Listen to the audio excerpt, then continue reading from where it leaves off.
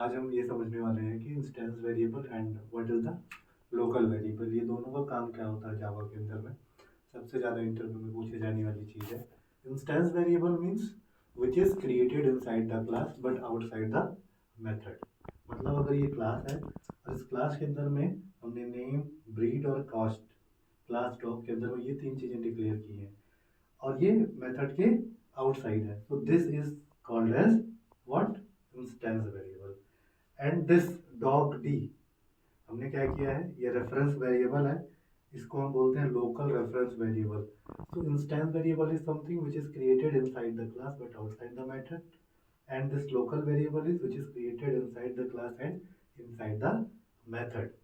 So the main thing is JVM automatically initialize the value for the instance variable but not for the local variable. For the local variable we have to initialize the value. Now we have to understand this class doc. This is the class, this is the instance variable, and for class we have three properties which is name, breed and cost. So dog can have the name, can have breed and can have cost. तो dog का नाम क्या है Scooby, उसकी जो breed है वो है पीओजी एंड उसकी जो कॉस्ट है वो है 1 लाख रुपीज। हमने क्या किया, हमने एक मेथड बनाया पब्लिक स्टैटिक वाइड मेन, जो लेता क्या है स्ट्रिंग टाइप का आर्गुमेंट लेता है। अब हम समझेंगे इंटरनली मेमोरी आर्किटेक्चर काम कैसे करता है। तो as I have discussed, this is the class and we have to understood how the things are going on. So किसी भी जावा प्रोग्राम के अंदर में जो सबसे इंपॉर्टेंट चीज होती है वो होता है control flow of the execution. कहाँ से स्टार्ट होता है, तो जावा के अंदर में मेन से स्टार्ट होता है। उससे भी पहले हम ये समझेंगे कि जब आप अपने सिस्टम के अंदर में लिखते हैं डॉग डॉट जावा और उसके बाद में आप लिखते हैं जावा क्या करता है, इनिशियली जेवीएम जावा सी जावा कंपाइल डॉग डॉट जावा को कॉल करता है और उसके बाद में आपको आउटपुट में क्या मिलता है, डॉग डॉट क्लास।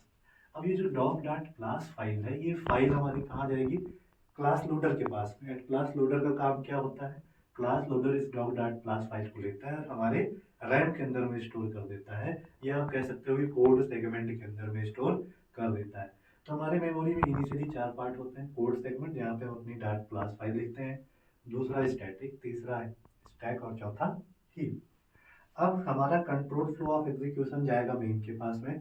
सबसे पहले जैसे ही वो मेन मेथड के पास में पहुंचेगा वो क्या काम करेगा, वो काम करेगा एक मेथड कॉल, मेन मेथड के लिए एक मेथड कॉल करेगा जो कि स्टैक सेगमेंट के अंदर में होता है। ये मेन मेथड का मेन फ्रेम हमने यहाँ पे जनरेट कर दिया और इनिशियली यहाँ पे कुछ भी नहीं, ये जस्ट खाली मेन फ्रेम आपको दिखेगा। अब आप जब नीचे आएंगे यहाँ पे आप करेंगे कंट्रोल फ्लो ऑफ एग्जीक्यूशन, अब वो इस लाइन पे आएगा, यहाँ पे उसको सबसे पहले क्या दिखा, न्यू। जब उसको न्यू दिखता है आपके जेवीएम को, तो सबसे पहला काम क्या करता है, वो सीधा हीप के अंदर जाता है और एक ऑब्जेक्ट क्रिएट करता है विथ एंड मेमोरी एड्रेस। जैसे ही इसको न्यू दिखा, ये सबसे पहला काम क्या करेगा, एक ऑब्जेक्ट क्रिएट कर देगा हीप के अंदर में विथ रैंडम वैल्यू। अब इसके बाद में क्या होता है कि आपने देखा कि ये चेक करेगा जैसे ही न्यू कॉल किया कि इस क्लास में क्या कोई इंस्टेंस वेरिएबल है। अब आप जब चेक करेंगे क्लास डॉग के अंदर में, yes sir we have 3 instance variable, तो वो तीनों के तीनों इंस्टेंस वेरिएबल हीप के अंदर उस ऑब्जेक्ट के अंदर में क्या हो जाते हैं, डिक्लेयर्ड हो जाते हैं, नेम, ब्रीड और कॉस्ट। नेम और ब्रीड किस टाइप का वेरिएबल है, ये स्ट्रिंग टाइप का वेरिएबल है, तो इसकी जो वैल्यूज है वो कहाँ पे स्टोर होगी, स्ट्रिंग कोड के अंदर में। और जो कॉस्ट है वो किस टाइप का है, इंट टाइप का है, तो इसकी वैल्यू डायरेक्टली स्टोर कहाँ हो जाती है, आपके हीप के अंदर में। पहले क्या होता था जावा 7 के पहले, जो नेम और ब्रीड स्ट्रिंग टाइप की वैल्यूज है ये होती थी परमानेंट जनरेशन स्पेस के अंदर में स्टोर होती थी, लेकिन जावा 7 या जावा 8 के बाद में अब हमारे हीप सेगमेंट के अंदर में ही स्ट्रिंग पूल रहता है जहाँ पे हमारी सारी की सारी वैल्यू स्टोर हो जाती है। अब जब आपने न्यू किया तो 3 काम एक साथ हुए, मैं फिर से बता दे रहा हूँ। सबसे पहला काम क्या हुआ कि आपका हीप सेगमेंट के अंदर में एक ऑब्जेक्ट क्रिएट हुआ with one random memory address. Later उसके अंदर में क्या कोई, उस क्लास के अंदर में क्या कोई इंस्टेंस वेरिएबल है, यस है, वो तीनों इंस्टेंस वेरिएबल होंगे। इनिशियली उन तीनों की वैल्यू क्या होती है, नेम और ब्रीड की वैल्यू होगी नल और कास्ट की वैल्यू होगी 0।